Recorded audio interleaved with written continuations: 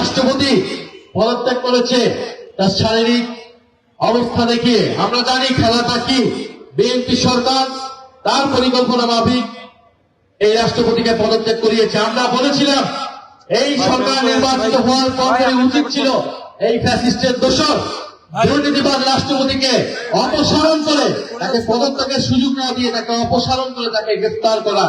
আমরা এখনো বলছি শারীরিক অসুস্থতার নামে বা কোন ধরনের অজুহাতে এই ফ্যাসিস্টের দোষর রাষ্ট্রপতি চুপ্পুকে কোন ধরনের সেফ এক্সিট বা বিদেশ যাতে পড়াতে না পারে সেই জন্য সজাগ দৃষ্টি রাখতে হবে এবং সরকারকে অনতিবিলম্বে এই ফ্যাসিস্টের দোষর রাষ্ট্রপতিকে গ্রেফতার করতে হবে।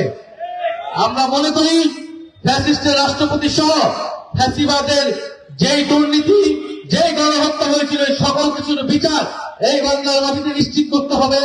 ওসমান হাদির হত্যার খুনিদেরকে এই বাংলার মাটিতে বিচার নিশ্চিত করে জুলাই গণহত্যায় যারা অংশ নিয়েছিল তাদের বিচার নিশ্চিতের মাধ্যমে জুলাইয়ের শহীদদের প্রতি আমাদের যেই কমিটমেন্ট, সেই কমিটমেন্ট আমাদেরকে পালন করতে হবে। বিগত 16 বছর উন্নয়নের গল্প শুনেছি, উন্নয়নের নামে লুটপাট হয়েছে। আমরা এখনো সবার আগে বাংলাদেশের নামে সবার আগে লুটপাটের কোন গল্প এই সরকারকে রচনা করতে দেব না। জাতীয় নাগরিক পার্টি সংসদে আছে, সংসদের বাইরে আছে। অবিলম্বে গণভোটের রায় অনুযায়ী সংস্কার বাস্তবায়ন করতে হবে।